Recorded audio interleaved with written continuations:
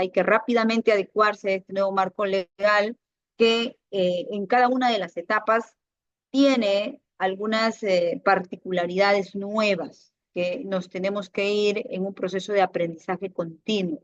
Entonces hoy día vamos a trabajar sobre esas precisiones, ¿no? Bien, vamos a compartir unas diapositivas que preparé para ustedes. A ver, acá. Muy bien, ahí está. Bien, los actos preparatorios, ¿no? En relación a los actos preparatorios, la norma ha establecido algunas precisiones de aquí a tener en cuenta. Nosotros hasta el 21 de abril, de poquito, ¿no? Pueden ir haciendo sus preguntas también conforme vamos avanzando. La idea es que vayamos conversando de manera recíproca, ¿no? Ustedes tienen dudas, la conforme vamos avanzando, lo pueden preguntar bien a través del micrófono o bien a través del chat, ¿ya? Así que por mí no hay ningún inconveniente, yo estoy atenta a cada una de las preguntas que ustedes lo realicen. Muy bien, dicho eso, entonces, el 21 de abril, pues como ustedes saben, ha concluido la vigencia de la 30225 y hemos empezado con el nuevo marco normativo de la 32069, un marco normativo que se mueva un nuevo esquema, ¿no? Es más, tenemos hasta ahora tanto la Dirección de Abastecimiento como el órgano supervisor, la OEC, están facilitándonos diferentes directivas, diferentes lineamientos para su implementación de este marco normativo y que vemos que este marco normativo, tal como vemos en las disposiciones transitorias, se van a ir implementando progresivamente algunos temas, algunos aspectos. Por ejemplo, algunos aspectos, como bien lo ha señalado la doctora, relacionados al tema del arbitraje, algunos aspectos relacionados a este, el proceso de certificación por niveles, por ejemplo, ¿no? Entonces, ¿qué más? Las compras menores también es un proceso a través del Planicor, cómo se van a ir las entidades públicas utilizando el Planicor de manera obligatoria, ¿no? No me rayen, por favor, la diapositiva, ¿quién está jugando? Muy bien. Entonces, a partir de ahí, tenemos que tener en cuenta que van a salir en el tema de las compras menores, van a salir progresivamente las listas para ver cuáles son las entidades que van a comenzar a publicar de manera obligatoria a través del Planicor, ¿no? Porque la idea es que este sistema nos pueda servir como un mecanismo no solamente de publicar las órdenes de servicio, sino que a través de ella remitamos nosotros las invitaciones y recibamos también las respuestas por este mecanismo. Eso es lo que plantea este nuevo marco normativo, ¿no? Claro que eso, ¿para qué se hace? Para fortalecer la transparencia, ¿no? Para que haya más legitimidad en las instituciones públicas, para que la ciudadanía pues tenga mayor confianza en sus funcionarios y servidores que están todos los días realizando la compra pública. Como ustedes saben, no es un secreto que la compra pública viene siendo muy cuestionada, sobre todo por la ciudadanía. Puede ser porque ellos desconozcan, pero también puede ser porque parte de ello hemos contribuido nosotros bajo una cultura de poca publicidad, bajo una cultura de algunas noticias no buenas, ¿no? Que se vinculan temas ligados a corrupción. Entonces, todo eso ha sumado y ha calado y se supone que esta es una herramienta que bajo la estructura de los nuevos principios que han sido incorporados, ahora tenemos muchos más principios que con la 30225, se supone que bajo la estructura de estos nuevos principios, los funcionarios y servidores vamos a darle contenido a cada una en relación a su interpretación, ¿no? Y si es así, entonces los principios de la contratación pública son fundamentales, ¿no? Son fundamentales cuando encontremos nosotros una deficiencia, un vacío, ¿no? O de repente tenemos algo que no nos queda muy claro pese a la literalidad de la norma, ¿no? Muy bien, entonces tenemos los principios, que estos buscan de manera conjunta que la compra pública en realidad no sea solo un mero procedimiento administrativo, sino que al margen de que se respete el procedimiento y la formalidad normativa, también genere un impacto para los ciudadanos, que se realice la compra de manera eficiente, de manera eficaz, ¿no? Y bajo principios de economía también, pero generando un impacto positivo en la población en cuanto a la oportunidad de cumplir con el requerimiento, con la necesidad, ¿no? Partiendo de ahí, entonces es importante los actos preparatorios. Yo creo que dentro de las 3 etapas o fases del procedimiento de contratación pública, ustedes creo que coincidirán conmigo, una de las fases más neutrales, ¿no? Viene a ser esta, la de los actos preparatorios, porque esta es la que va a influir tanto en la fase del procedimiento de selección como también en la fase de ejecución contractual, ¿no? Entonces aquí el legislador se ha detenido para incorporarnos nuevas herramientas de cómo cada vez esta fase, sobre todo que es neutral, darle el tiempo necesario a través de incorporación de nuevos mecanismos que se suman a la fase o a la etapa de los actos preparatorios.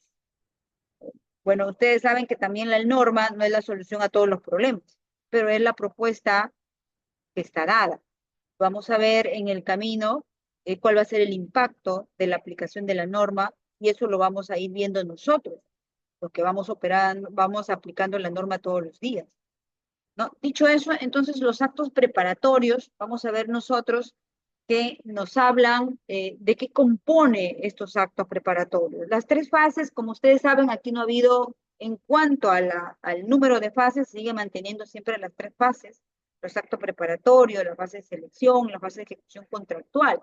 Pero lo que sí la norma ha establecido es cuáles son los componentes que se llevan a cabo durante la etapa de los actos preparatorios. Entonces la norma ya ha incorporado la segmentación, ¿no? Esta es una nueva innovación de este nuevo marco normativo. Eso no lo hemos tenido nosotros con la 30225, pero sí lo tenemos ahora con la 32069. También tenemos el anuncio de una contratación futura. Esto va a depender del tipo de procedimiento de contratación. Y también tenemos la designación de evaluadores. Ustedes saben que los evaluadores, ¿quiénes son? ¿No? Los evaluadores. Los evaluadores son los miembros del comité o el oficial de compras. Y eso va a depender de cada uno de los tipos de procedimiento, que eso también ya lo tenemos definido en el mismo reglamento, ¿no? El mismo reglamento ya está definido de acuerdo a cada tipo de procedimiento de selección, que ahora tenemos como 9, ¿no? Entonces, le corresponde designar, ¿no? qué tipo de evaluadores va a llevar a cabo ese tipo de procedimiento de selección. Ok, pero los evaluadores, ¿dónde lo podemos designar? La norma nos dice lo pueden designar de acuerdo a la necesidad en la etapa de los actos preparatorios, en cualquiera de los componentes de los actos preparatorios. Y entonces por eso que se coloca aquí en la segmentación. ¿Por qué se coloca en la segmentación? Porque de repente la entidad pública, a través de su recurso humano que ella tiene, pues, en este caso el área de logística o la dependencia encargada de las contrataciones, se ve con limitaciones de repente ella para poder realizar la segmentación, entonces tendría que utilizar, ¿no? El tener que designar evaluadores en esta etapa, ¿no? Si es que tiene ella deficiencia, ¿no? Luego la norma dice que luego de la segmentación viene recién el requerimiento. Aquí también se puede designar evaluadores, ¿no? Si la entidad considera necesario, es decir, si la área usuaria considera que ella tiene limitaciones para elaborar el requerimiento y no hay un área técnica estratégica, que luego vamos a hablar de qué se trata, entonces tiene que designar evaluadores. ¿No es así? Muy bien, y de ahí viene la estrategia de la contratación. La estrategia de la contratación, ¿quién la realiza? Vamos a ver que la realiza también la dependencia encargada de las contrataciones, así como también la interacción en el mercado, ¿no? y como consecuencia de ello, la certificación presupuestal, lógicamente después la aprobación del expediente de contratación y luego la designación de los evaluadores y la elaboración de bases que va a corresponder. Entonces, como ustedes saben, estos son los componentes, ¿no? Pero la norma ha dicho, bueno, a estos componentes yo necesito algo previo a los componentes. ¿Cuál es lo algo previo a los componentes de los actos preparatorios? Viene a ser el cuadro multianual de necesidades.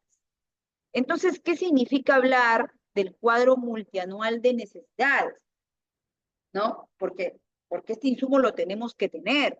¿Por qué? Porque la norma dice que para realizar la segmentación que va a realizar la dependencia encargada de las contrataciones, que hablar de segmentación significa hablar de cómo los procesos lo va a clasificar, ¿no? Cómo los procesos de contratación van a ser clasificados, estos bienes, estos servicios, estas obras, por la entidad contratante, es decir, por la entidad pública en base a categorías. ¿Y esto quién lo va a realizar? La dependencia encargada de las contrataciones, ¿no? También lo dice la norma que tengamos en cuenta que no vamos a poder realizar segmentación en relación a procesos de compras menores. O sea, las compras menores, es decir, aquellas que son iguales o menores a 8 ítems, no se van a segmentar, así como los procedimientos no competitivos. Bueno, los procedimientos no competitivos nosotros los conocemos de la 30225 como los procesos de contratación directa, ¿no? Ahora la norma los ha llamado procesos no competitivos porque recuerden ustedes que los procesos de contratación directa son aquellos que no tienen, no se realiza la etapa de selección. Entonces, la etapa de selección es esa etapa concurrencial, donde concurren todos los participantes. Entonces, como no existe esa etapa concurrencial, que es la etapa del proceso de selección, entonces se llaman procedimientos no competitivos. Esta norma lo ha considerado conveniente denominarlo así, ¿no? Bueno, entonces esta dependencia encargada de las contrataciones, dice la norma, que va a trabajar la segmentación sobre qué información. ¿Sobre cuál información? La norma ha dicho va a trabajar sobre la base del plan anual de contrataciones, pero del cuadro multianual de necesidades. Entonces, ¿eso qué significa? Significa que el cuadro multianual de necesidades va a ser un insumo fundamental para el proceso de contratación pública aquí. ¿Eso qué significa? Que con la 30225 no era un elemento fundamental. Sí, sí era un elemento fundamental porque era aquel insumo, ustedes recuerdan que lo trabajamos un año anterior, elaboramos este cuadro multianual de necesidades, ¿no? Y a partir de ahí, nosotros teníamos como insumo para sacar toda la información y poder elaborar nuestro plan anual de contrataciones. Ahora la norma ha dicho, bueno, vas a trabajar con tu PAC del cuadro multianual, es decir, que todas aquellas programaciones que tengas, ¿no? Todos aquellos bienes, servicios u obras que estén en tu cuadro multianual de necesidades son aquellas que vas a poder segmentar. ¿Y qué pasa si yo tengo una programación o un requerimiento no programado en este cuadro multianual de necesidades? Si en caso no tuviera, ¿no? Porque puede suceder, ¿no? Puede ser que en el transcurso del año, por alguna circunstancia, el área usuaria ha realizado una nueva priorización, por alguna circunstancia, por fuerza mayor, por caso fortuito, por temas de recorte presupuestal o por temas de incremento presupuestal, ¿no? Puede haber generado entonces un incremento, un nuevo requerimiento que no está programado. Entonces, si se ha generado un requerimiento no programado, ¿qué vamos a hacer con la segmentación? Si dice la norma que para poder segmentar tiene que estar en el cuadro multianual de necesidades. Entonces, lo que tendríamos que hacer es que la área usuaria solicite, ¿no? El requerimiento de incluir, ¿no? El requerimiento no programado. ¿A quién lo va a solicitar? tiene que solicitarle a la dependencia encargada de las contrataciones. A ella tendría que solicitar. Entonces, una vez que recibe la dependencia encargada de las contrataciones, entonces con ello, recién la dependencia va a realizar la segmentación, ¿no? Antes no lo podría hacer, porque la norma le está diciendo que si no hay una solicitud del área usuaria, ella no puede realizar la segmentación de un requerimiento no programado, ¿no? ¿Y eso qué significa? Que tienen que incluirlo entonces en el cuadro multianual de necesidades, ¿no? Entonces la norma ahí dice, es necesario que a la vez de incluirlo en el cuadro multianual de necesidades, también lo incluyamos en el PAC. Si revisamos nosotros la directiva que ha salido últimamente sobre el tema del plan anual 2025 con este nuevo marco normativo, dice que si es que tenemos una situación como la que acabamos de plantear, donde hay una solicitud de incorporar en el cuadro multianual un requerimiento no programado, no necesitas tener que modificar tu plan anual. ¿Por qué? Porque ya en el Planicor lo va a jalar automáticamente, ¿no? Lo va a jalar automáticamente la incorporación. O sea, por lo tanto, no necesitas hacerlo. Pero sí necesitas hacerlo es incorporarlo en el cuadro multianual. Ahí sí. Mientras que no haya solicitado esa incorporación, no está habilitada en la dependencia para realizar dicha segmentación. Y como sabemos, la segmentación es el primer componente para iniciar los actos preparatorios. ¿Es así? Muy bien, entonces dicho eso, entonces, ¿cuál es la labor o el objetivo que va a cumplir la segmentación?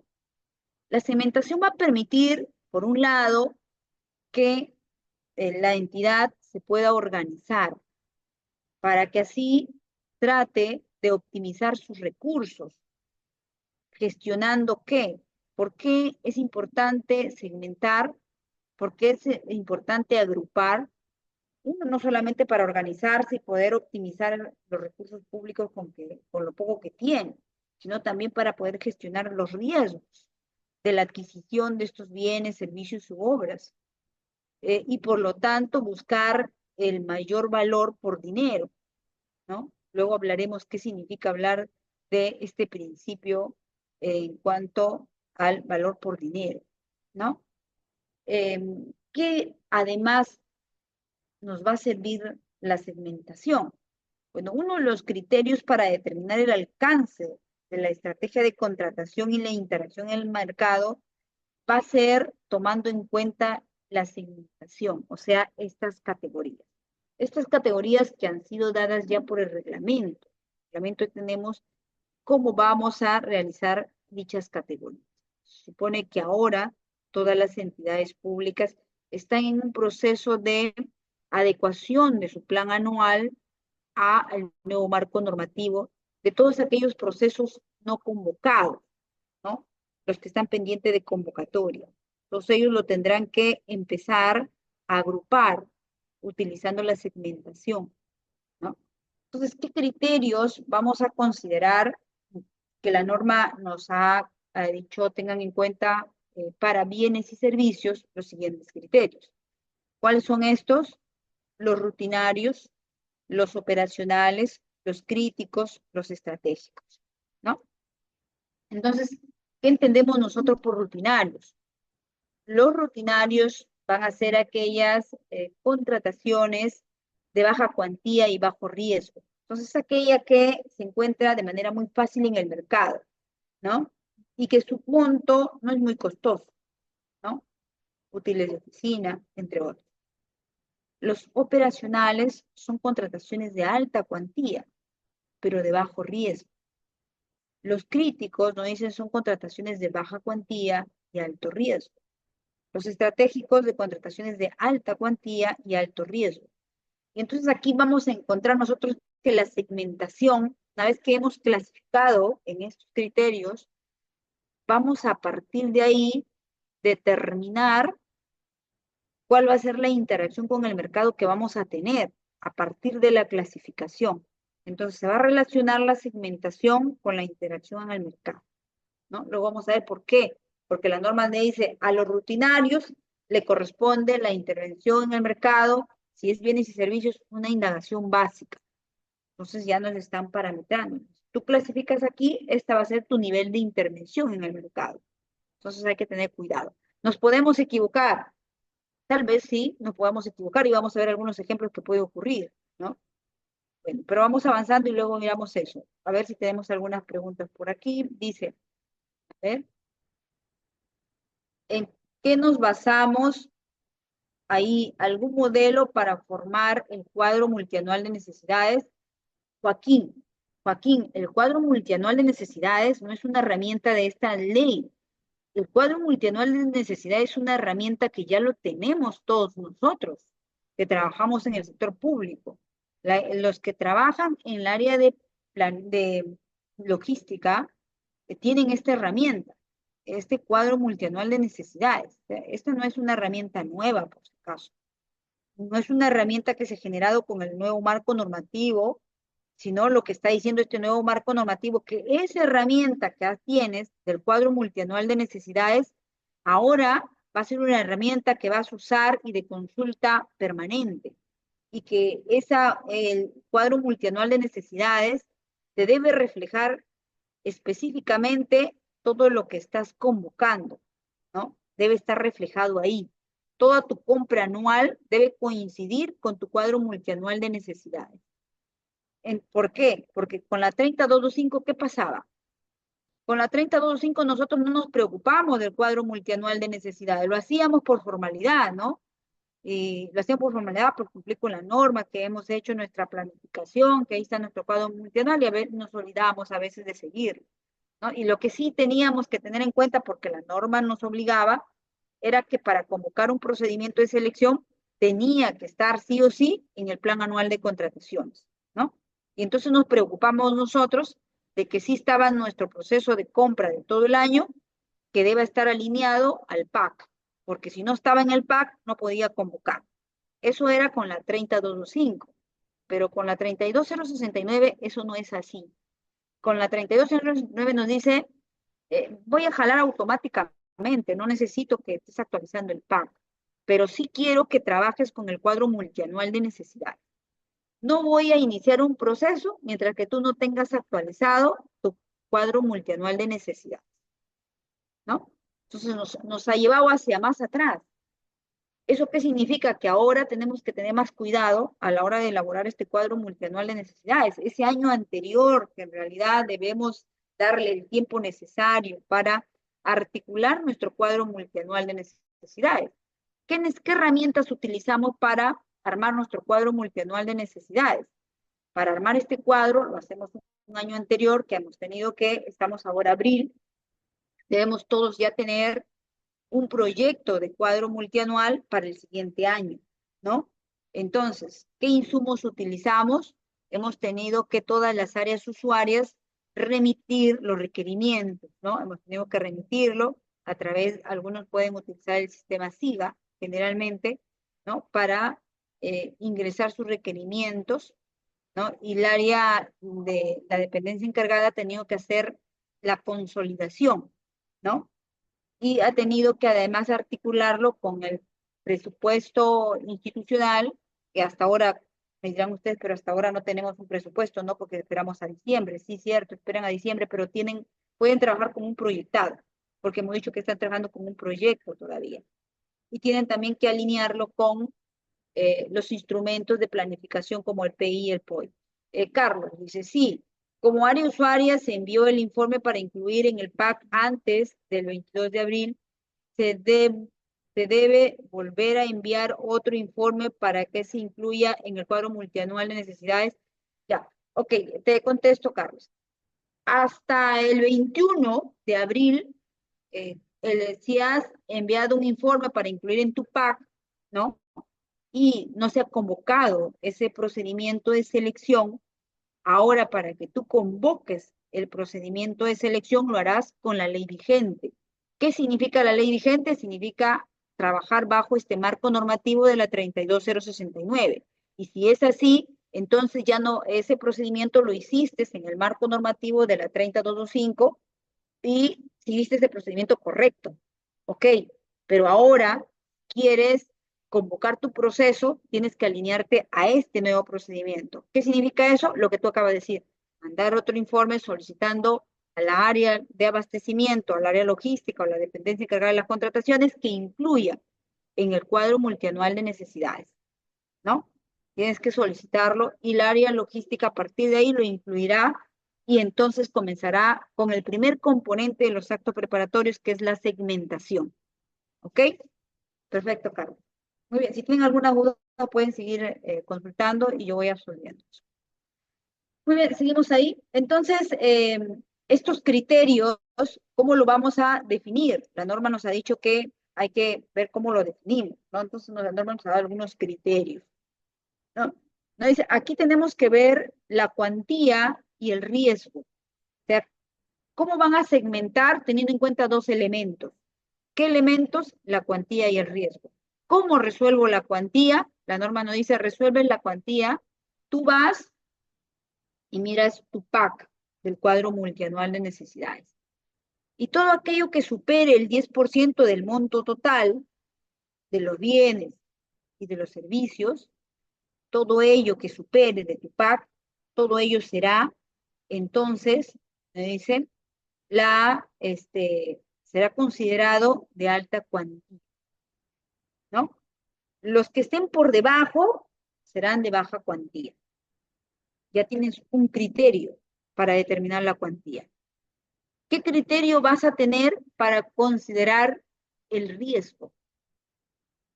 Para considerar tu riesgo, tienes otros criterios.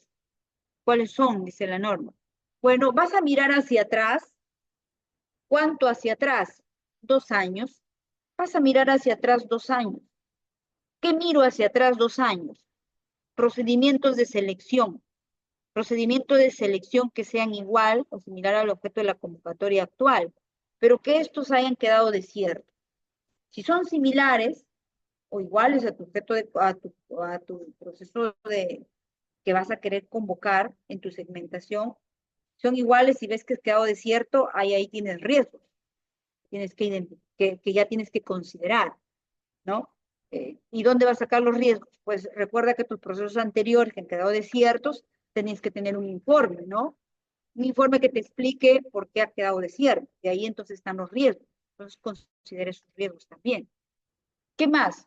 Bueno, también dice la norma otro criterio. ¿Cuál es? Vuelve a mirar hacia atrás. ¿Qué miro hacia atrás? En el periodo de 2 años. ¿Ya? ¿Qué miro hacia atrás en el periodo de 2 años? Miras hacia atrás todos aquellos procesos de contratación que sean iguales y similares, ¿no? Y que hayan sido, ¿no? En el caso de bienes y servicios, hayas tenido, ¿no? Eh, hayas tenido cotizaciones o propuestas que hayan tenido muy baja participación. ¿Cuántas? La norma te dice, bueno, si son bienes, estas hayan sido menor o igual a 3, ¿no? O sea, has tenido 3 postores o 3 participantes, dependiendo en qué momento quedó, ¿no? Entonces te dice, si has tenido poca participación, ¿no? Entonces, si has tenido, por ejemplo, 3 participantes o 3 propuestas, y 3 postores, por lo tanto, que han mandado su propuesta, entonces ahí tienes un riesgo, muy poca participación. Y en servicios, si has tenido igual o menor a 2, ¿no? Se supone propuestas, ¿no? O sea, muy pocos participantes también. Entonces ahí también tienes un riesgo, ¿no? Muy pocos. ¿Qué ha pasado? ¿Por qué no has podido llegar a más proveedores, ¿no? Para que puedan presentar su propuesta. ¿Ok? La norma no dice, bueno, ahí tienes 2 criterios, te doy un tercer criterio, ¿no? Porque puede ser, recuerden ustedes que, pese que las entidades públicas tienen un denominador común. ¿Cuál es ese denominador común? Que casi todos los años piden lo mismo, ¿no? Pero también puede ser que dentro de ese denominador común, que casi todos los años piden lo mismo, a veces suele ser que a veces se pide algo diferente a lo que hemos venido pidiendo, algo nuevo. Bueno, entonces la norma dice, bueno, si vas a pedir algo nuevo, entonces, ¿qué vas a mirar hacia atrás? Si es algo nuevo, no tienes un antecedente histórico, ¿no? No tienes ningún proceso convocado hacia atrás porque es algo nuevo. Ya, y si estás en ese supuesto de que es algo nuevo, que puede ocurrir muy excepcionalmente, bueno, la norma te dice ahí, en ese caso, entonces, ¿qué vamos a hacer? Ya te doy la respuesta. Vas a tener en cuenta características o especialización en relación al bien o en relación al servicio que tenga disponibilidad, pero que su disponibilidad en el mercado sea muy limitada. Pero ¿cómo voy a saber yo en esta etapa de la segmentación? Porque todavía yo no estoy interactuando con el mercado. ¿Por qué tengo que saber ahorita, a esta etapa? Pues tienes que saberlo, porque te estoy diciendo que tienes que tener tu cuadro multianual de necesidades al día. Y para que lleves al cuadro multianual de necesidades, ¿con qué trabajamos ahí? Con valores estimados. Pero los valores estimados hemos tenido en cuenta con algunas bases que me lleve a determinar qué es mi valor estimado, ¿no? Entonces he tenido que hacer una interacción muy rápida, ¿no? Para poder ver si tengo mis precios históricos, si he hecho, cómo he determinado ese valor estimado. Y entonces a partir de ahí también he tenido que ver estas características, ¿no? Cómo está en el mercado esa disponibilidad.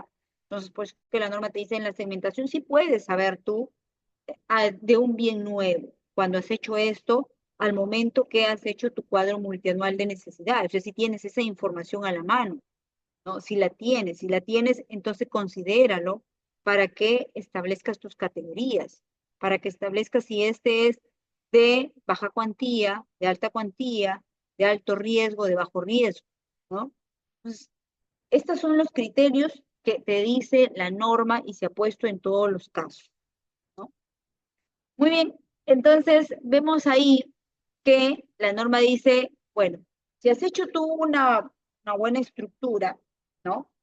eh, en tu segmentación, eh, ¿ok?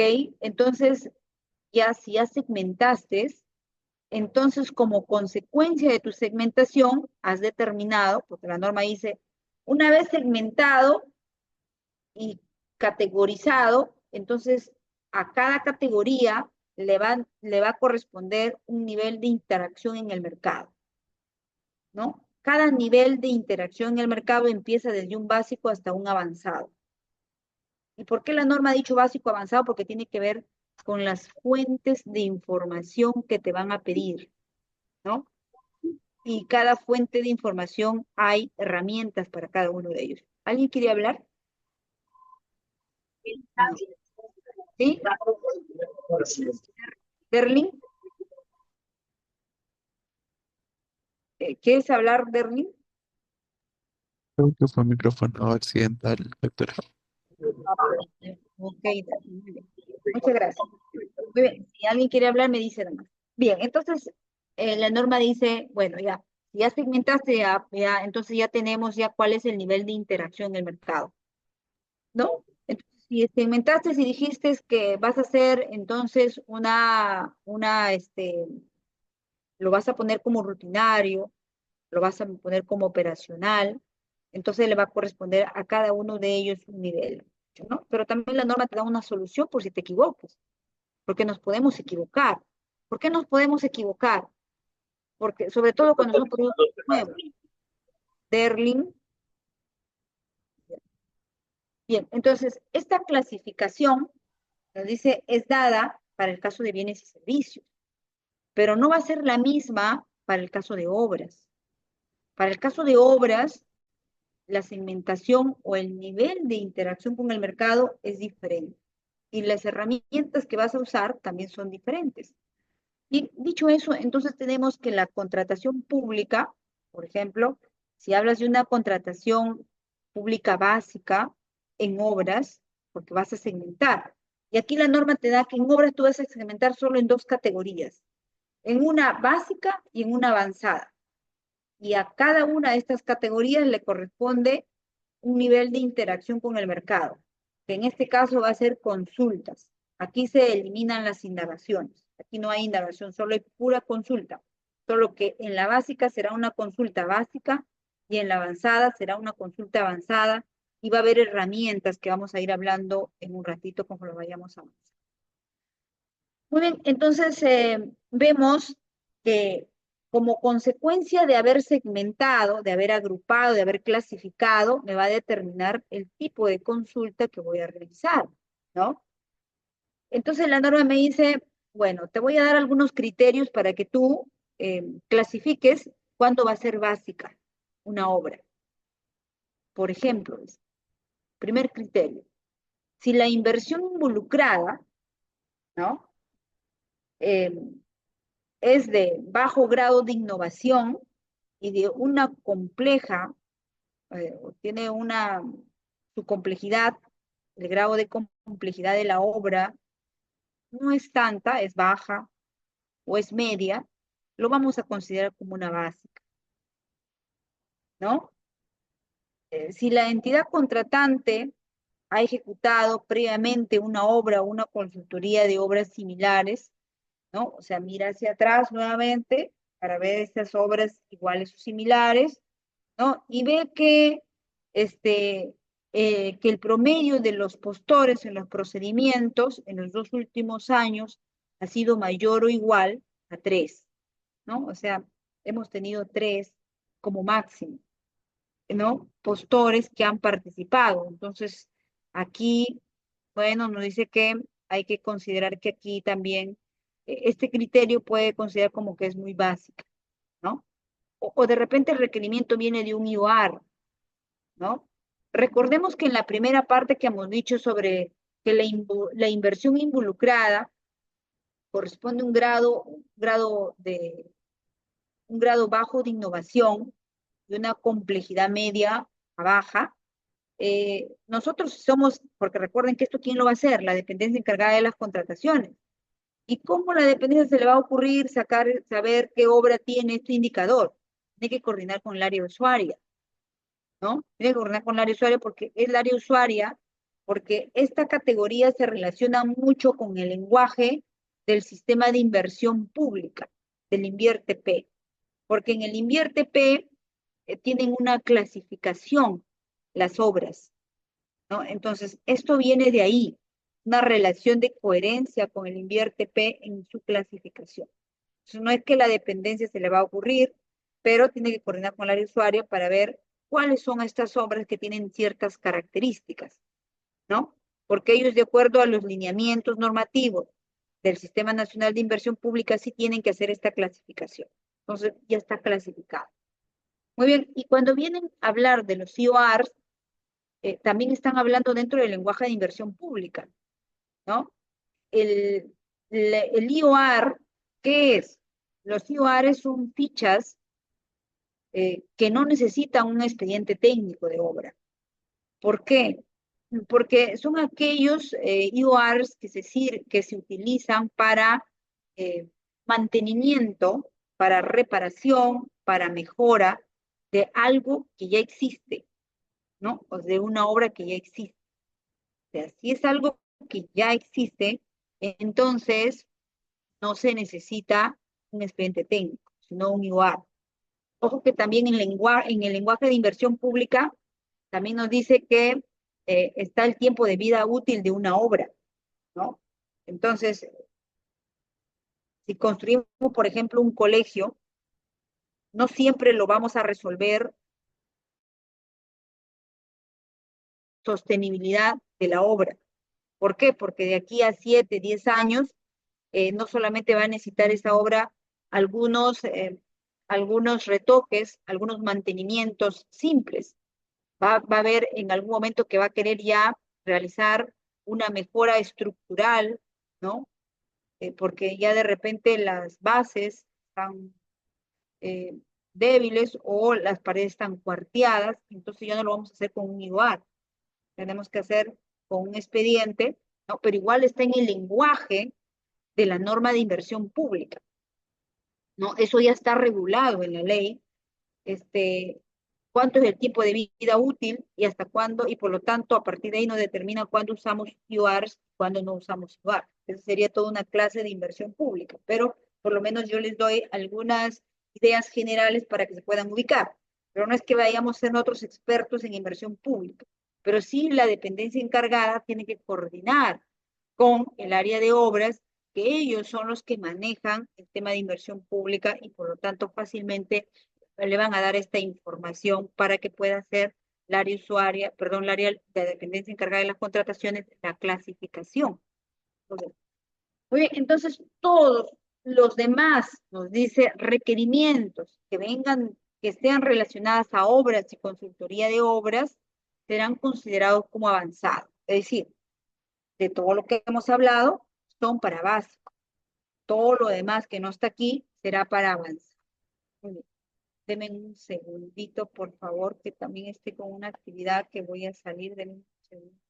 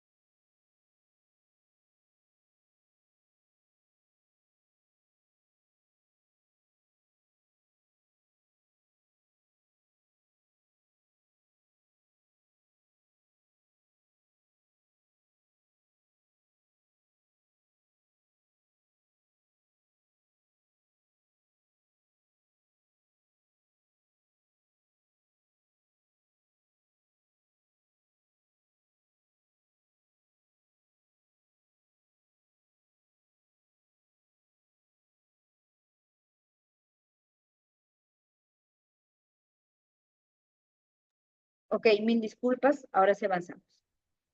Bien, entonces, teniendo en cuenta estas características, recuerden que esta norma de las contrataciones mucho ha resaltado el trabajo colaborativo de las áreas, ¿no? La área, la dependencia encargada de contrataciones asume aquí un rol fundamental, pero no lo va a hacer todo, ¿no? Va a coordinar siempre con las áreas usuarias, va a coordinar con los evaluadores incluso, va a coordinar con las demás áreas. O sea, aquí asume un papel de coordinación para poder trabajar. Por ejemplo, aquí vemos en obras, va a haber una coordinación muy directa y muy fluida para que le pueda obras orientar en este tema de las categorías porque está dado bajo un lenguaje de inversión pública, ¿ya? Porque no lo va a poder hacer logística sola. Muy bien. ¿Cuáles son los criterios entonces que tenemos? Innovación. ¿Qué más tenemos como criterios? También vamos a encontrar que la complejidad en la inversión se va a clasificar de acuerdo al programa multianual de inversiones públicas, como les dije hace un ratito, ¿no? Bajo la clasificación, ¿no? En el tema de obras va a estar bajo el lenguaje del Sistema Nacional de Inversión Pública. Hay que también tener en cuenta los intereses, la capacidad y la existencia de la competencia en el mercado. Hay que tener en cuenta también la experiencia de la entidad pública en la contratación y en la ejecución de obras y en la consultoría. ¿Aló, doctora?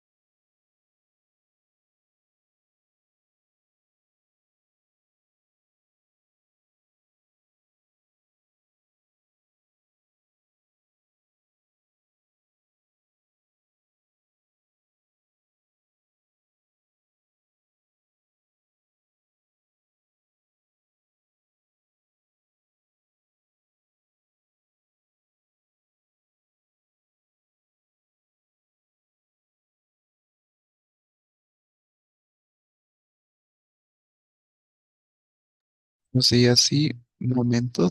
Les pedimos comprensión a todos los usuarios que se encuentran en este seminario de actualización. En unos breves minutos continuaremos con la ponencia de la doctora Lila Aguilar. Muchas gracias.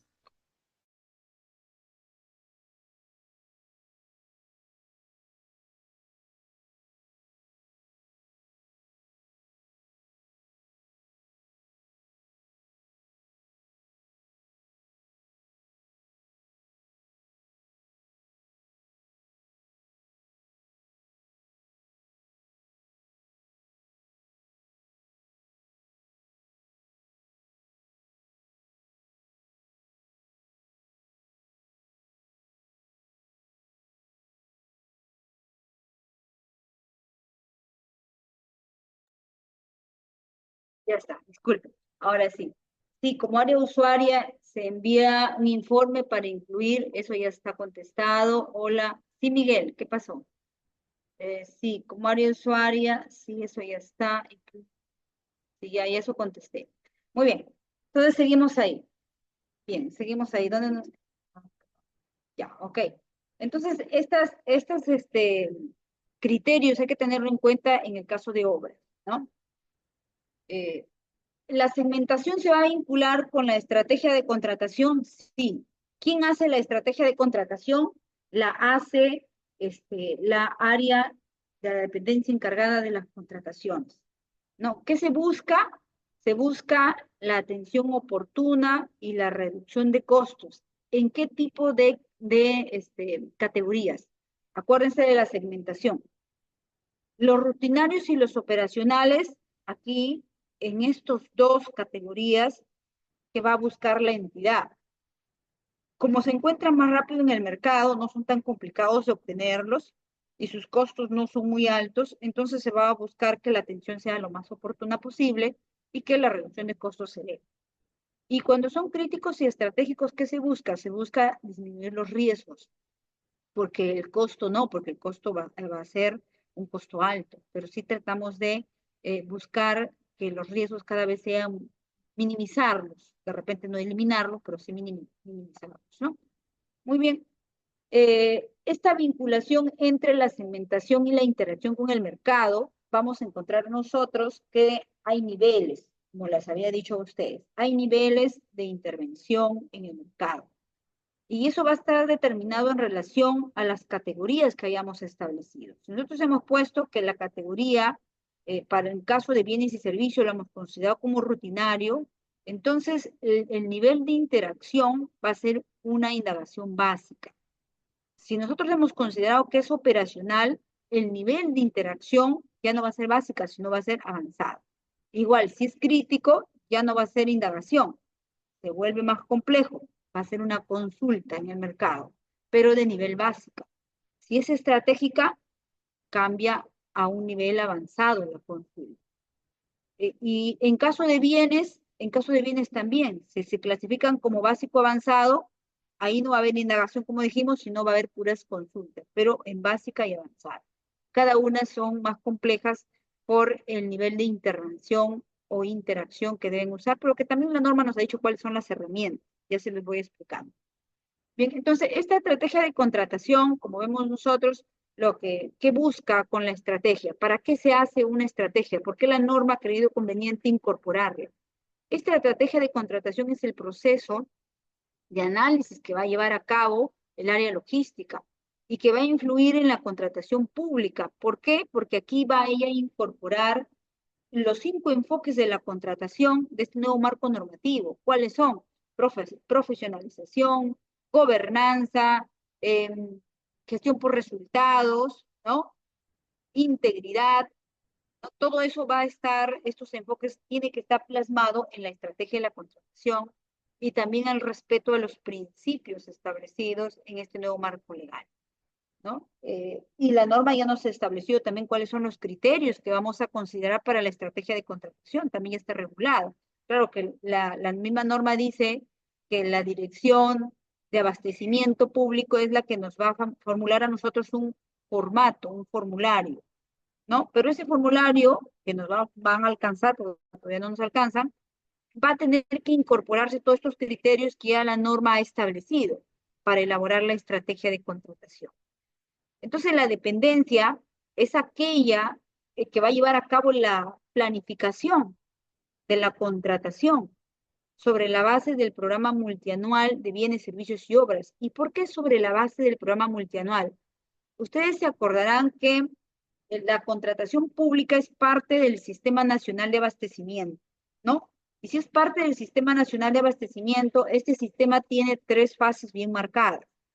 La primera fase es lo que llamamos nosotros el programa multianual de bienes, servicios y obras, ¿no? Este programa multianual concluye con un insumo. ¿Cuál es el insumo con el que concluye? El cuadro de necesidades. Por eso que dice que el área, la dependencia encargada, va a planificar la contratación a través de este programa multianual de necesidades para que obtenga el cuadro multianual de necesidades, ¿no? Eh, y que lo va a hacer solo ella con lo que se le ocurra a ella, no, con lo que las áreas usuarias le requieran, ¿no? Y ella va a ser el consolidado. Bien, entonces la estrategia de contratación integra el expediente de contratación. Tiene que estar en el expediente porque es un componente de los actos preparatorios, ¿no? Entonces, si es así, tiene que estar ahí. ¿Qué más hay que tener en cuenta? Bueno, la estrategia de contratación, además de que va a ayudar en la planificación, que está a cargo de logística, también va a permitir que la dependencia realice una correcta asignación del riesgo. ¿Y dónde se da cuenta para asignar una correcta asignación de riesgo? En la segmentación. Porque la segmentación, para segmentar, tienes 2 criterios a considerar: cuantía y riesgo. ¿No es así? Entonces ahí has tenido que identificar el riesgo. Y en la estrategia de contratación, lo que tienes que hacer es, ahora que ya identifiqué el riesgo, cómo ese riesgo lo asigno y además cómo elaboro mi estrategia para minimizar el riesgo, ¿no? Esa es la idea. Entonces, bajo ello hay que verificar cuál es el perfil del riesgo, ¿no? ¿Qué está generando riesgo? Y de acuerdo a los objetivos de la adquisición, bueno, ver si son bienes, servicios u obras. Entonces, esta dependencia encargada de las contrataciones va a plasmar el análisis de la estrategia de contratación en un documento, ¿no? Como dije yo, que va a venir de la Dirección General de Abastecimiento, que ahora no la tenemos, pero que no va a ser nada diferente a lo que ya está programado o está reglamentado en el reglamento, ¿no? Entonces, la dependencia encargada de las contrataciones solicita la participación de los evaluadores eh, para elaborar la estrategia de contratación. Bueno, la norma dice, y vamos a ver más adelante, que uno de los criterios a considerar para elaborar la estrategia es que ahí indiques si vas a tener evaluadores y cuáles son los perfiles y requisitos de los evaluadores. Claro, pero dirán ustedes, pero ¿y qué pasa si yo tengo dificultad para elaborar mi segmentación y yo no quiero llegar hasta la estrategia de la contratación, sino yo quiero elaborar nada más en el momento de la segmentación? Para eso justo yo necesito que tengo que esperar la estrategia. ¿Cómo hago? Bueno, si es que la estrategia, como saben, viene después, ¿no? Entonces, si tu necesidad está en tener evaluadores para que te apoyen en la segmentación, la norma sí te dice que lo puedes hacer. Entonces tendrá que ser con un documento independiente que sustentes que quieres evaluadores en ese componente y tendrás que alcanzar el perfil y los requisitos de estos evaluadores. Eso sí, porque luego lo tendrás que incorporar a la estrategia de contratación, porque es uno de los criterios o un componente de la estrategia de la contratación. ¿Muy bien? ¿Y quiénes son los actores involucrados directamente en la elaboración de la estrategia de contratación y la interacción del mercado? Bueno, ¿quiénes van a interactuar? En primer lugar, tenemos al área usuaria. ¿Por qué? Porque es el área usuaria quien va a alcanzar el requerimiento, ¿no? Y si es esta área usuaria quien alcanza el requerimiento, entonces la dependencia encargada de las contrataciones es otra de las áreas involucradas, porque ella le va a corresponder, incluso antes del requerimiento, haber hecho la segmentación y haber comunicado al área usuaria de dicha segmentación. ¿no? Por escrito lo tiene que comunicar, dice la norma, ¿no? Indicando, incluso alcanzándoles plazos que deberían tener en cuenta las áreas usuarias que pertenecen a la etapa de los actos preparatorios para que consideren cuánto se va a demorar antes de lanzar el procedimiento. También van a interactuar con los evaluadores, ¿no? Los evaluadores que hemos dicho nosotros que pueden ser un comité o puede ser un oficial de compras. Va a depender del tipo de procedimiento. Okay. Entonces, ¿cuáles las tareas o las obligaciones o las funciones más importantes de la dependencia encargada de las contrataciones de la DIC? Elaborar la estrategia, realizar la interacción con el mercado, antes se supone que ha hecho la segmentación, ¿no? ¿Y qué le corresponde al área usuaria? Le va a corresponder realizar una formulación correcta del requerimiento y para eso va a tener que coordinar con la dependencia encargada de las contrataciones. ¿Por qué coordina con la dependencia? Porque de repente ese bien, servicio u obra lo va a sacar a través de una subasta inversa o de repente está en el convenio marco. Entonces tiene que coordinar con la dependencia encargada porque ya tiene a la mano esa información, ¿no? Y si es así, entonces ya no va a tener que elaborar un requerimiento. Si ya tenemos, si por ejemplo, si es una subasta inversa, ya tenemos fichas, ¿no? Y en las fichas están todos los requisitos, lo que se requiere, ¿no? Para ese bien que se quiere adquirir, por ejemplo, cemento, ¿no? Entonces, ¿ya para qué vamos a elaborar un requerimiento? No tiene caso, ¿no? Por eso coordina para ver, o de repente coordina para ver, de repente hay stock en almacén, ¿no? O también coordina para que le apoye a elaborar su requerimiento, porque de repente tiene deficiencia, porque él no es el profesional, el área usuaria no es la persona que todos los días maneja la norma de contrataciones, pero sí la dependencia encargada sí. Bien, emite también el área usuaria una constancia de no objeción que corresponde a las modificaciones efectuadas al requerimiento, ¿no? Entonces, ¿eso qué significa? Significa entonces que bajo este nuevo marco normativo, el área usuaria es quien elabora el requerimiento. Pero la norma también ha dicho que si el área usuaria pues tiene dificultades para elaborar el requerimiento por falta de especialización o de conocimiento técnico, puede ser que la autoridad de gestión administrativa de la entidad mire hacia dentro de la entidad y vea cualquier otra unidad orgánica que sí tenga conocimiento especializado o conocimiento técnico en el objeto de la convocatoria y lo designe a esa área como una área técnica estratégica. Entonces, en una entidad pública puede haber más de una área técnica estratégica, sí puede ver, dependiendo de estos dos criterios que acabo de indicar, ¿no? Sí puede ver quién lo designa, la autoridad de gestión administrativa. Muy bien. Dicho eso, entonces, y si es así, la norma dice, bueno, que el área de gestión administrativa estratégica ha elaborado un requerimiento, entonces ella va a ser la que va a monitorear el cumplimiento de obligaciones del contrato y por lo tanto ella va a ser la que va a emitir la conformidad, ¿no?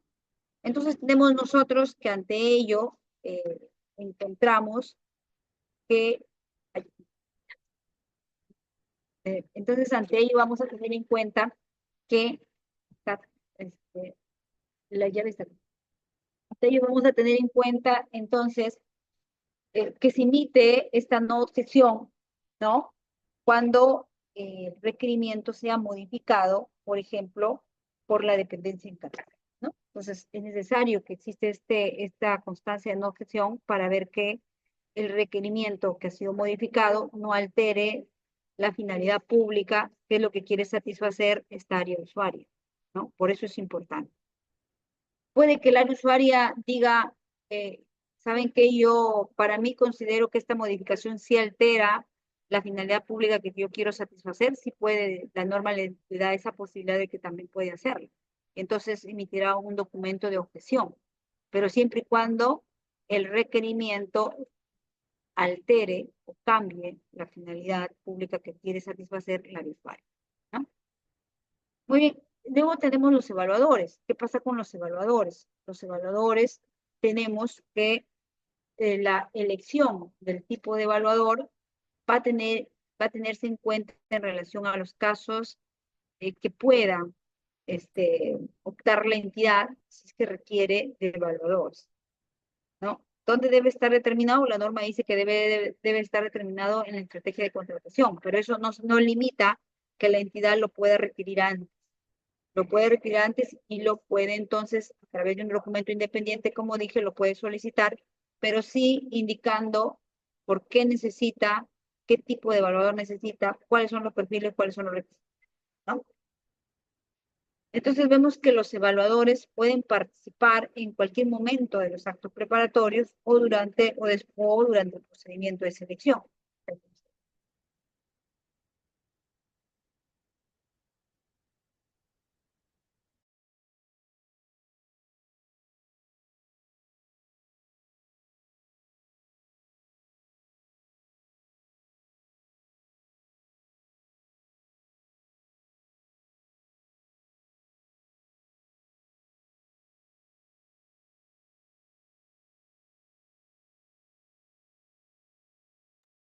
Muy bien, seguimos ahí entonces. Bien, entonces los evaluadores, como dije, tienen que tener un perfil, tienen que tener requisitos para ser expertos, ¿no? ¿Qué ha dicho la norma? La norma dice en cuanto a estos requisitos, están íntimamente relacionados con la certificación. ¿Por qué? Porque tienen que tener la certificación, la norma dice, de los evaluadores de nivel medio a avanzado. Ustedes saben que para la dependencia, es decir, para los que están en la área de logística, los encargados del área, tienen que tener el nivel avanzado, ¿no? Y la norma les da 180 días para que puedan regularizar esa situación a partir del 22 de abril, ¿no? Pueden regularizar. Ya llegamos a los 180 y no han regularizado, pues ya no podrán mantenerse en esa área, salvo que la norma modifique, ¿no?, dicha disposición, pero hasta ahora lo tenemos así. Muy bien, entonces tengamos en cuenta que vamos a colocar en la estrategia de contratación los perfiles, los requisitos de este experto que va a tener, vamos a necesitar, en qué momento lo vamos a necesitar, si lo necesitamos para cualquier momento de los actos preparatorios o si lo necesitamos para algún momento de la fase de selección. Tenemos que colocarlo en la estrategia de contratación. Muy bien. Y la norma dice, tengan en cuenta que en cualquier momento, pero luego de aprobado el plan anual de contrataciones del cuadro multianual de necesidad. En caso se requiere realizar gestiones tempranas para contratar a él o a los expertos, desde la estrategia de contratación, sí se puede hacer. Bien. Esta estrategia de contratación también es un insumo nuevo, ¿no?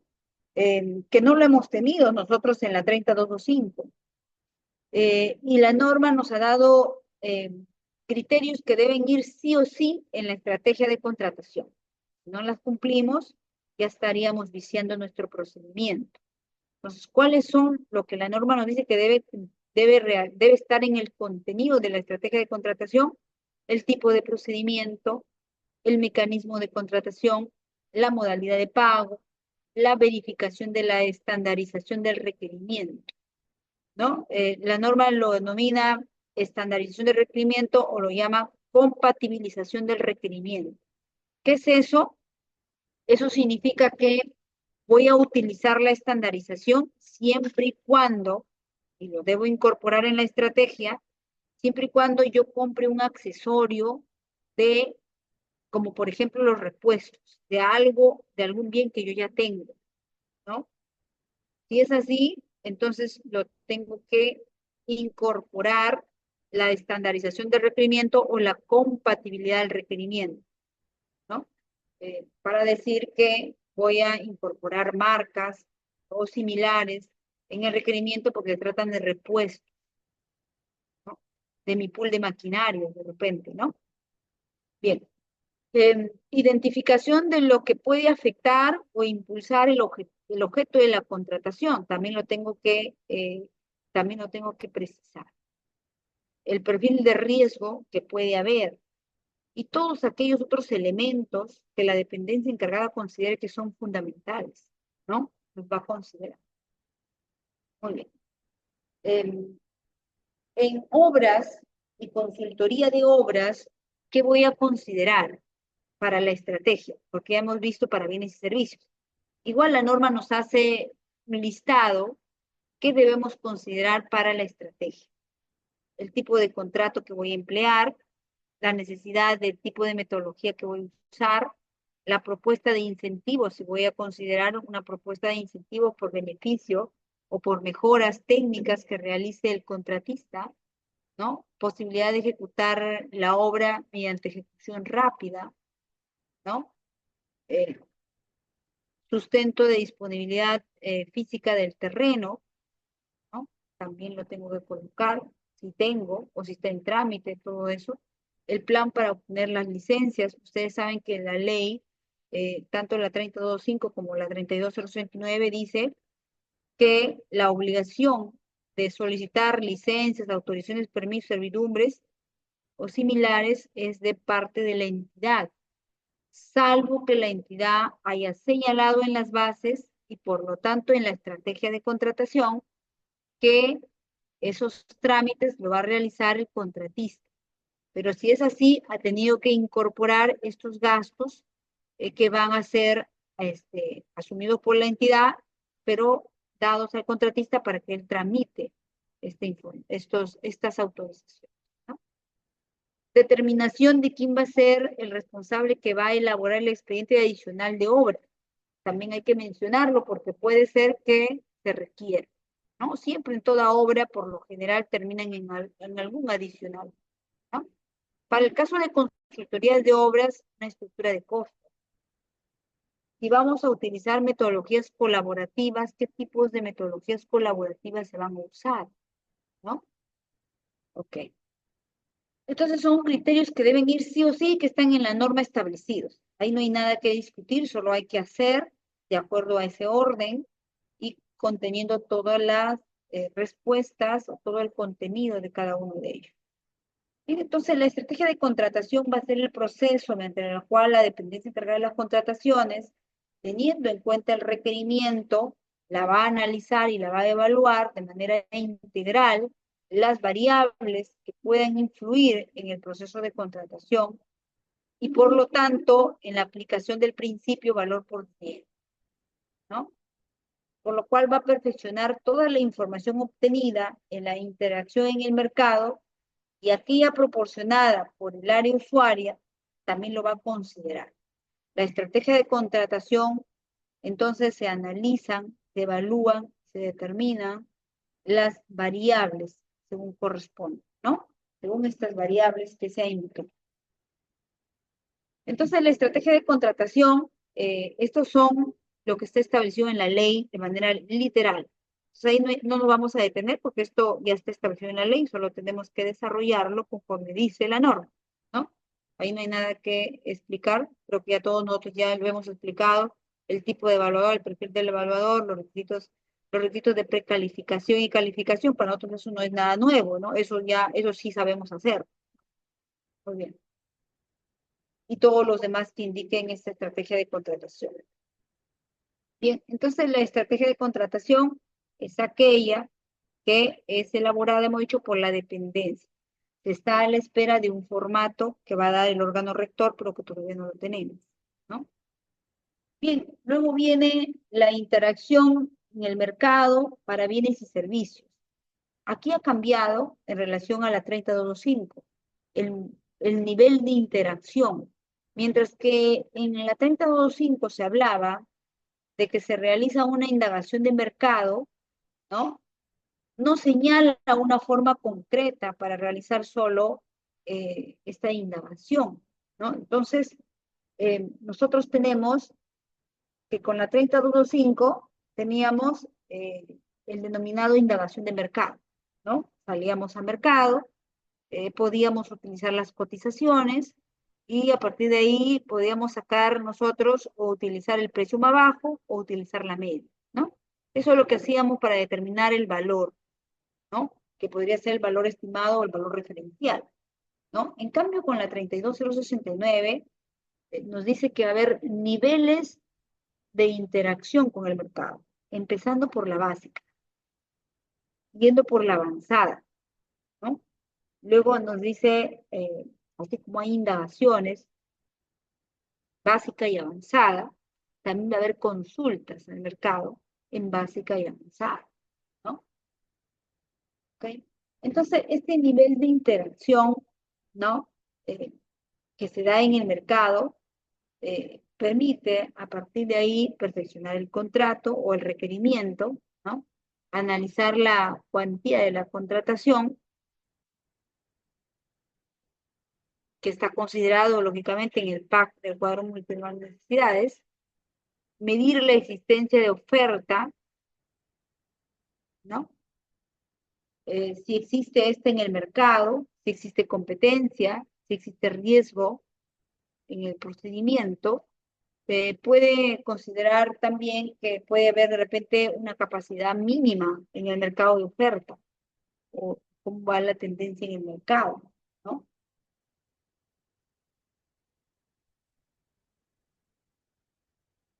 Bien, entonces la interacción en el mercado para bienes y servicios, hemos dicho que puede ser indagación y una consulta, ¿no?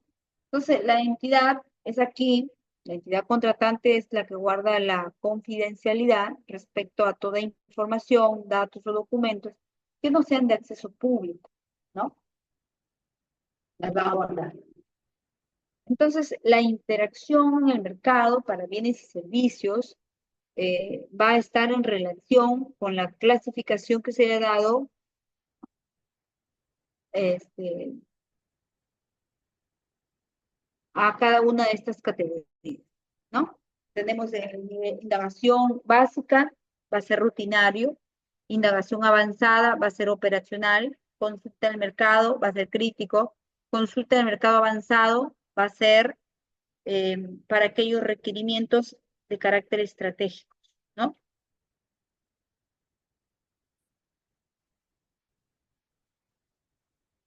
Ok. Entonces tenemos que la interacción en el mercado para bienes y servicios, eh, hemos dicho que de acuerdo a la interacción vamos a ver qué tipo de fuentes vamos a utilizar. Entonces, para la indagación se pueden emplear fuentes de información. ¿Cuáles fuentes de información? Los precios históricos. También la información de los procedimientos, ¿no?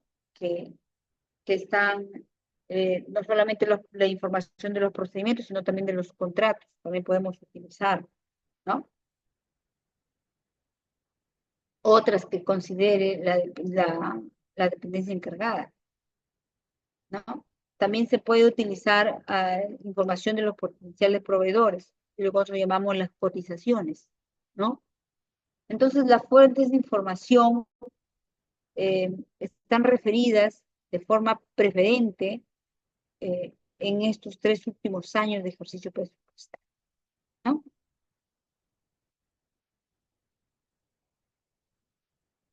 Bien, esta indagación puede ser básica o avanzada. ¿Y qué va a determinar que sea básica o avanzada?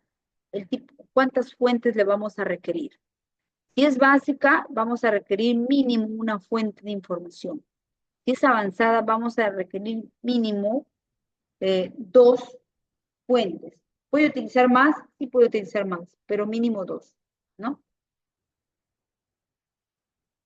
Bien, entonces nosotros tenemos que la interacción con el mercado para bienes y servicios, encontramos indagación básica, requerimiento rutinario, indagación avanzada, requerimiento operacional. Consulta en el mercado básico para los críticos, consulta en el mercado avanzado para los estratégicos. Entonces la dependencia va a utilizar un nivel más avanzado de interacción en el mercado para obtener un requerimiento, ¿no? Considerando la estrategia de contratación.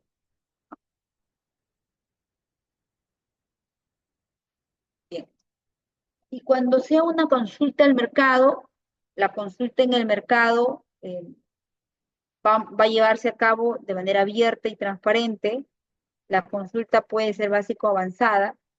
Si la consulta es básica, se emplea una sola herramienta de interacción, que puede ser escrita o que pueden ser las reuniones. Estas son las herramientas, ¿no?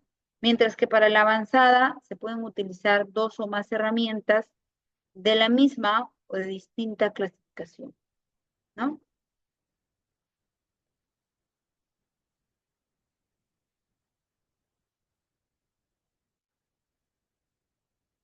Bien, de ahí tenemos la interacción en relación a bienes, que ya hemos dado esta clasificación con ustedes.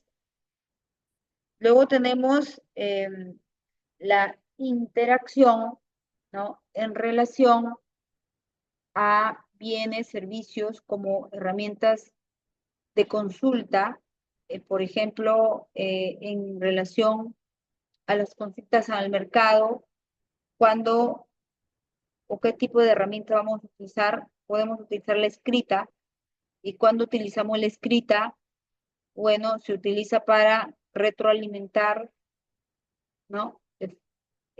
Para retroalimentar varios proveedores, ¿no? Por ejemplo, difusión del requerimiento, ¿no? Que incluye solicitudes de información a los proveedores, ¿no? Por ejemplo, si es escrita, ¿no? Que viene a ser las cotizaciones, ¿no? Las reuniones que son, bueno, las reuniones pueden ser una o muchas reuniones, y si es una o muchas reuniones, estas pueden tomar la forma de reuniones informativas, talleres con las industrias, ¿no? O eventos de exposición de proveedores o de proyectos eh, de cantidad, ¿no? Eh, entonces tenemos que esta herramienta puede emplearse para atender varios requerimientos, uno a uno, o puede ser que se utilicen ahí en este tipo de reuniones, se puedan atender varios requerimientos. O sea, puedes atender un requerimiento o puedes atender varios requerimientos. Como hemos dicho que pueden ser reuniones informativas, puedes convocar a muchos proveedores en esta reunión informativa y atiendes uno o varios requerimientos. O un taller, ¿no? Puedes hacer. O una exposición de proveedores. Pero ojo que estas herramientas no son propuestas por el sector privado. Estas herramientas son diseñadas y realizadas por el sector público. Ojo con eso. ¿Por qué? Porque aquí tienes que diseñar una metodología a seguir que respete los enfoques y los principios. Trato igualitario, ¿no? O cómo has establecido el orden de participación. Todo tiene que estar claramente establecido porque tienes que elaborar una acta. Y esa acta se va a subir al Planicor, ¿no? Por eso es importante.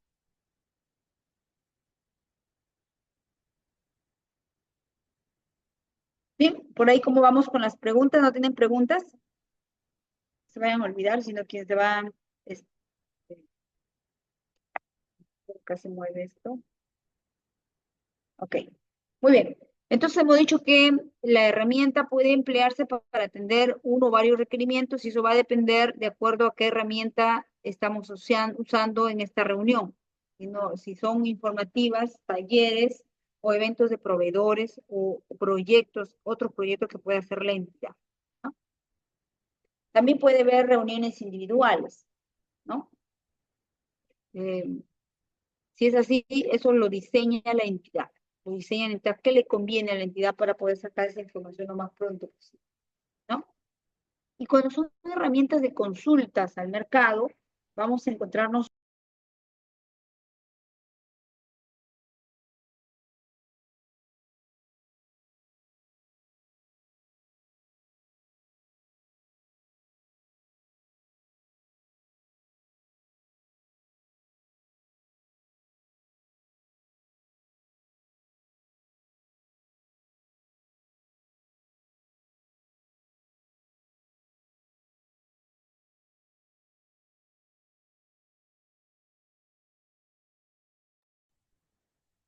Ok, bien, seguimos. Entonces, tenemos las herramientas de consulta al mercado que habíamos dicho, y aquí vamos a tener en cuenta que para bienes y servicios vamos a considerar eh, la difusión del requerimiento, ¿no? Va a ser una herramienta aquí de consulta. Uy, no, no abre esto, está bien duro. Lo puede abrir, está bien duro.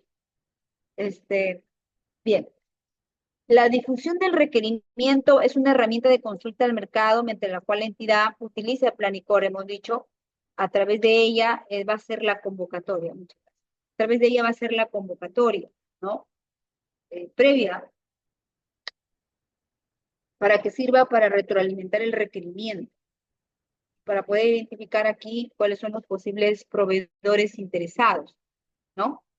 Y para recibir la retroalimentación de todos los proveedores respecto al requerimiento. Puede ser que haya consultas aquí, ¿no?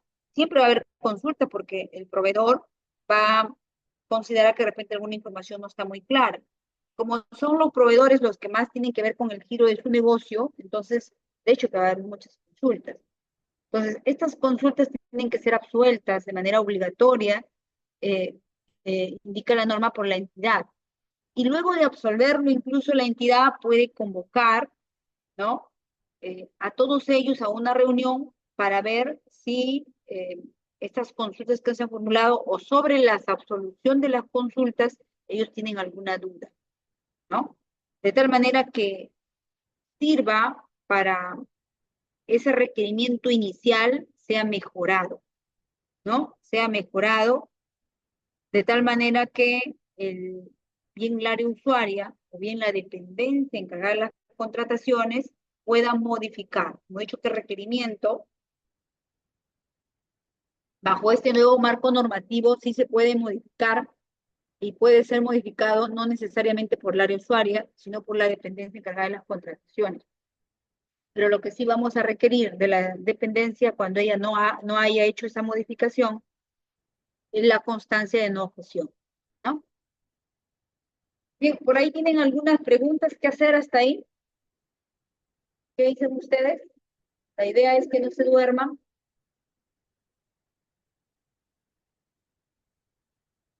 ¿Alguna pregunta?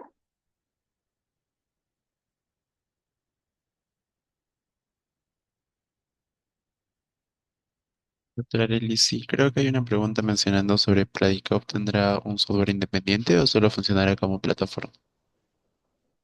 ¿Tendrá un qué? ¿Dónde dice? Indica si Pladicop tendrá un software independiente o solo funcionará como una plataforma. Bueno, el SEACE, para empezar, tiene que tener su software, todos son sistemas, tienen que tenerse. El SEACE mismo tenía, tiene sistema independiente, guardamos la información, que en su momento, se acordarán ustedes que hubo un periodo de tiempo que el OCE tuvo bastantes inconvenientes porque se hizo un proceso de mejora del SEACE, pero eh, hubo un periodo de pérdida de información, ¿no? Que, que no, no teníamos nosotros a la mano porque se extravió. El Planicor es todo un sistema que lo que se busca con este sistema es centralizar. ¿Está construido el Planicor? Al 100% no, porque la norma ha dicho, ha dado, así como ha dado plazos para su incorporación progresiva, también progresivamente se van incorporando todas las opciones en el Planicor, ¿no? La idea es que se centralice todo ahí. ¿Nos podría dar un ejemplo de cuál sería un requerimiento rutinario para la indagación básica? Sí, tengo algunos ejemplos. No sé si los tengo acá. Oh, eh, denme- sí, tengo algunos ejemplos. Denme un ratito ahorita para buscar el ejemplo. He hecho, hice un cuadro de ejemplos distintos para poder ver. Ahorita lo verifico. Deben un segundo para ver y explicarles esa parte, que les quede claro con ejemplo.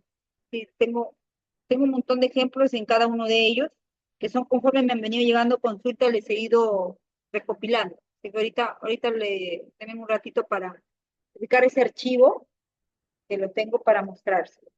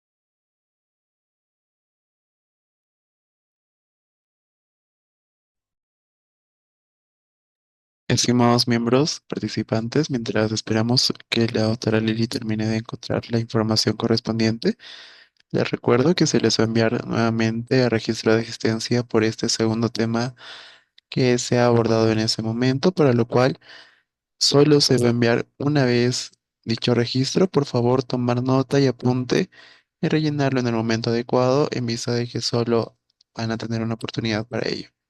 Les agradezco bastante. En breves instantes se les va a transmitir mediante el chat de Zoom. Gracias.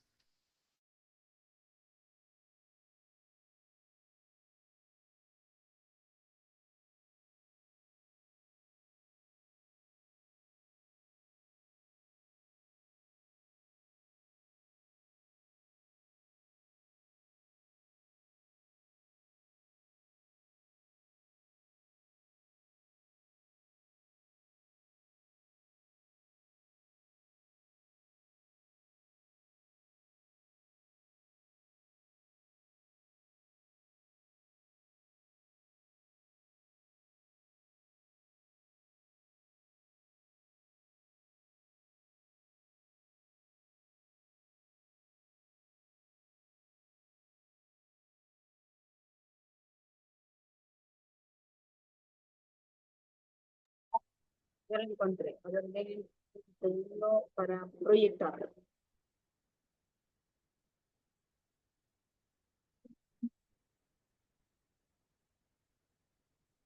Que voy contestando, mientras que voy proyectando. Dice Carlos, las herramientas de consulta al mercado es obligatoria, dado que en las consultas y observaciones en el proceso también se podría modificar requerimiento. Claro, sí, uno que es obligatoria, claro que es obligatoria, no puedes tú, y eso va a depender a la categoría, como estamos diciendo, ¿no? Si son en bienes y servicios, te dice cuándo vas a hacer consulta o cuándo vas a hacer indagación, y cuándo vas a hacer una indagación básica y cuándo va a ser una indagación avanzada, cuándo una consulta básica o una avanzada, y de acuerdo a ello, la norma te dice si es una indagación básica, tú tienes que tener mínimo una fuente de información que puedes utilizar, ¿no? Y si es avanzada, la norma te dice utiliza mínimo dos. O sea, si utilizas menos, ya es transgresión a la norma. Tienes que hacerlo para qué? Para mejorar tu requerimiento, sí. Y eso significa que también a partir de la indagación en el mercado, incluso puedes no solamente mejorar tu requerimiento, sino que también puede ser que si se trata por lo menos de un producto nuevo, de un bien nuevo, de un servicio nuevo, de una obra nueva, que no tengas antecedentes, también te permite corregir, de repente has puesto, has clasificado mal tus categorías. Entonces ahí te permite volver a realizar una rectificación incluso en la segmentación. O sea, puedes regresar al inicio para corregir tu segmentación de manera correcta, ¿no? Incluso eso te permite hacerlo. ¿Por qué? Porque si de la indagación de mercado o de la interacción con el mercado dice, vamos a poner que tú lo has clasificado en una categoría que no corresponde. Por ejemplo, vamos a ver, mouse no quiere dar, por ejemplo acá, ¿no? Por ejemplo, vamos a, no sé si se está moviendo y para ustedes lo están viendo. Por ejemplo, sí lo están viendo, ¿no? Porque creo que no le he sacado. Indagación básica. Ustedes lo clasificaron como indagación básica. Y entonces dice que, ¿por qué? Porque el requerimiento ha sido un bien que está en la clasificación de rutinario. Si ustedes lo han clasificado ahí, entonces significa que van a hacer, aquí la norma les pide automáticamente una fuente de información. Pero si ustedes van al mercado y verifican y se dan cuenta que a partir de ahí han clasificado que no corresponde ahí, debería ser un avanzado.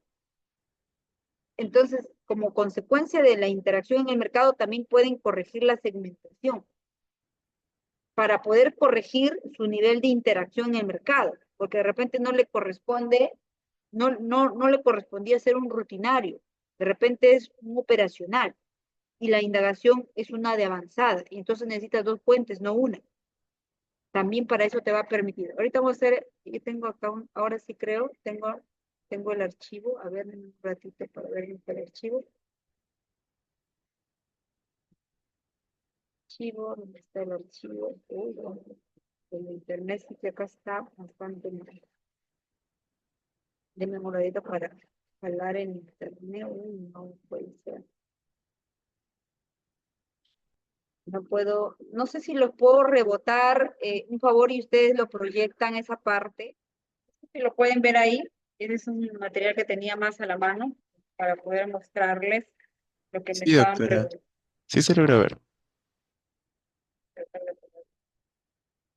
Entonces, lo que tenemos que hacer ahorita es este trabajo, paso uno. Se supone que todos estamos haciendo este primer trabajo. El paso uno, que es actualizar a los nuevos procedimientos, ¿no? Todos estamos haciendo esta tarea. Clasificar los tipos de procedimientos, ¿no? Estamos clasificando estos tipos de procedimientos. Tenemos aquí, por ejemplo, yo he puesto estas relaciones que pueden ustedes, de acuerdo a su entidad, la relación, y aquí están realizando ustedes ya por el tipo de procedimiento. Es el primer paso que deben sacar ustedes, el tipo de procedimiento, y acá están sus monos, ¿no? Entonces, todo estos, y por ejemplo, aquí las contrataciones directas hemos dicho que no van a ser segmentadas, pues aquí no tienen nada que hacer, ¿no? Entonces ahí no tienen que hacer nada, se van, y de ahí van a pasar a la segunda parte, que viene a ser esta. Creo que está muy grande. En la segunda parte, ¿qué es lo que tienen que hacer? Lo que la norma dice, ¿no? Las contrataciones consideradas de alta cuantía establecidas en el pago mal vigente al momento de realizar la segmentación y que no superen, todas aquellas que superan el 10% para la contratación de bienes y servicios contempladas en el PAC del cuadro multianual. Entonces aquí, por ejemplo, están haciendo esta categoría, ¿no? Baja, alta, baja en relación a este porcentaje de aquí, por si acaso, a este porcentaje que no supere el 10% del monto de las contrataciones en bienes y servicios. De ahí se ha sacado para determinar, en este caso, la cuantía, ¿no? Luego de ella, esto es lo que deben estar haciendo cada uno de ustedes.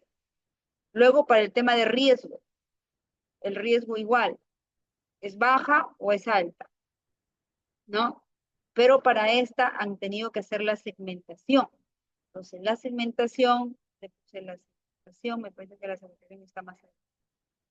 Para esa, vienen de la segmentación. Parece que en la segmentación yo trabajé, pero vamos a ver si acá tengo la segmentación. Ejemplos, horarios, consultas, ah, segmentando.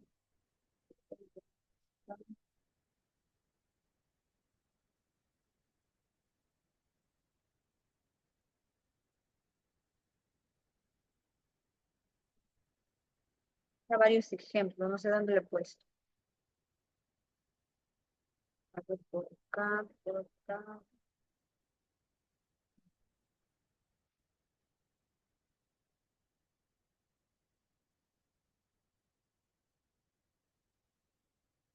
Son críticas,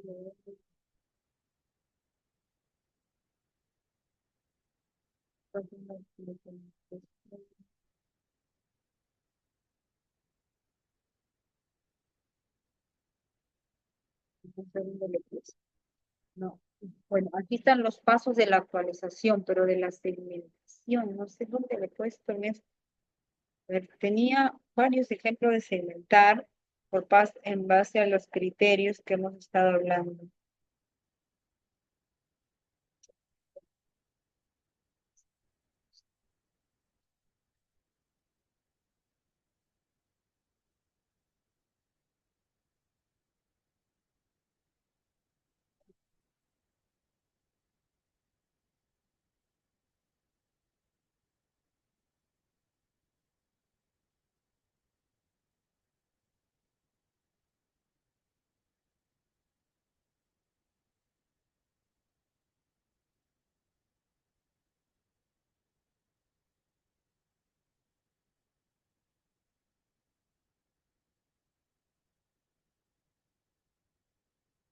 Ahorita que lo estoy buscando no lo encuentro dónde está. Bueno, pero ¿cuáles son los ejemplos si queremos nosotros tener en cuenta esta clasificación? ¿Cómo lo clasificamos? Vamos a suponer, no sé, a ver, ustedes algo de su PAC, a ver un ejemplo de su PAC, algo que quieran segmentar para de acuerdo a los indicadores, la tendríamos que clasificar. Eh, Papel higiénico, por ejemplo, ¿no? O útiles de oficina, o ¿qué más podríamos hacer? A ver, por ejemplo, puede ser, no sé si acá hay el sector salud, por ejemplo, equipos médicos. Los equipos médicos, ¿en qué categoría lo pondría? Ya yendo a los ejemplos.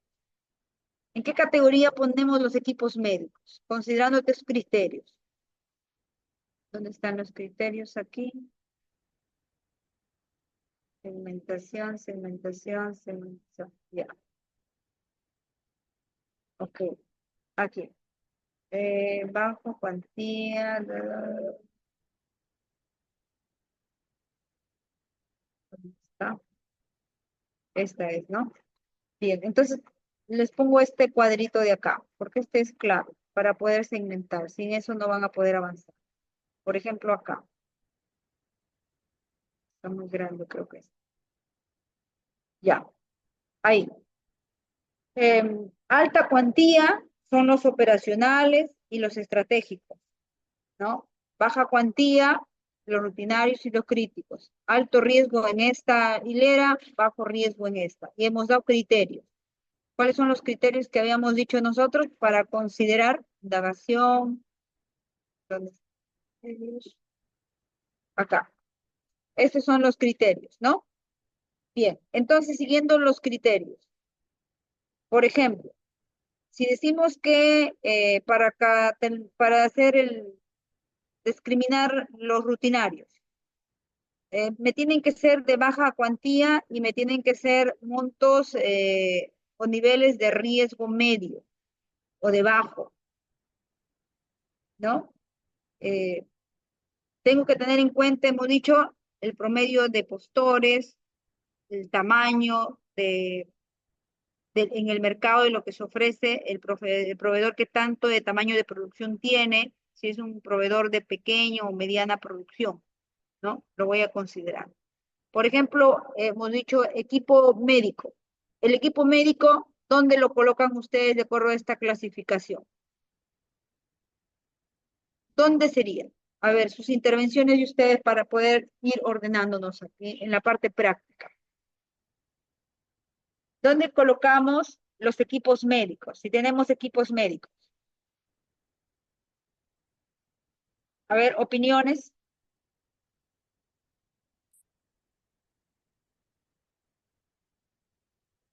¿Opiniones de ustedes? A ver, ¿alguien quiere hablar? ¿Alguien quiere decir algo?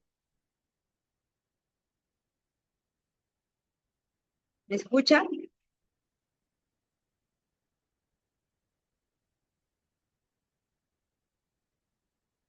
Si hablamos de los equipos médicos, les decía,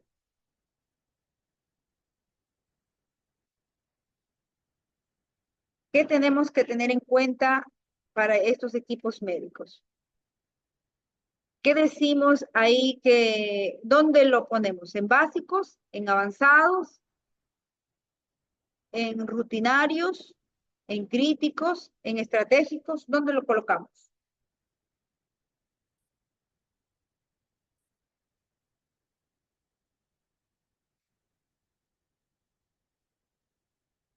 ¿Ah? A ver, intervenciones de ustedes. ¿Qué tengo que tener en cuenta? ¿Qué criterios dijimos que teníamos que tener en cuenta? ¿Qué criterios teníamos que tener en cuenta para colocar si son de alto riesgo, de bajo riesgo, y si son de alta cuantía o de baja cuantía? Habían criterios, ¿se acuerdan? Creo que lo tengo por el costo alto. Joaquín dice que los equipos médicos serían productos estratégicos por el costo alto. A ver, y Carlos dice nivel alto. Ya, pero recordemos que habían criterios para determinar la cuantía y para determinar la alta cuantía y para determinar el alto riesgo, ¿no? De acuerdo a esos criterios, a ver, ¿en qué cuantía estarían los equipos médicos? ¿En qué cuantía?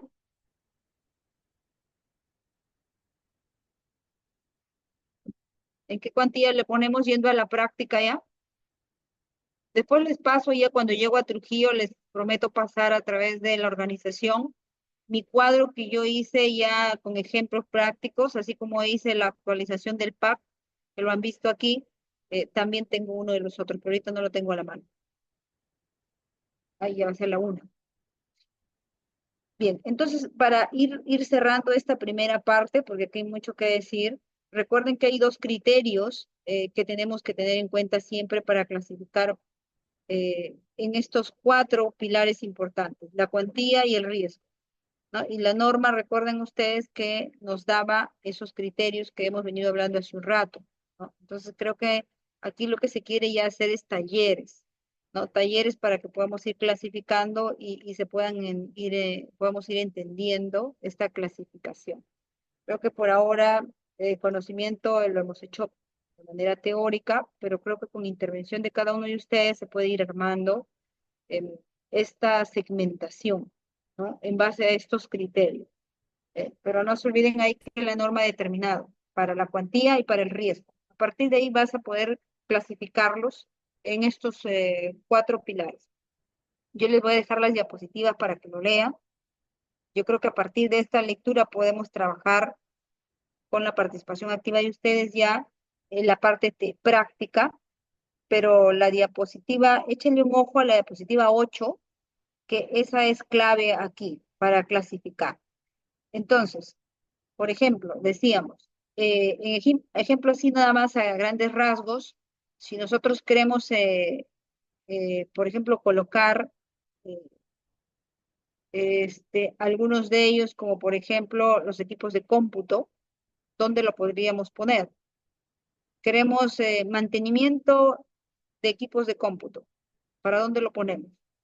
Lo tendríamos que poner de acuerdo tendríamos que primero ver el criterio, si pertenece, es de alta cuantía, de alto riesgo, tendríamos que jugar con estos dos criterios, cuantía y riesgo. Y luego que hagamos eso, más va a ir por la indagación avanzada que voy a utilizar porque voy a clasificarlo como un requerimiento operacional, por ejemplo, ¿no?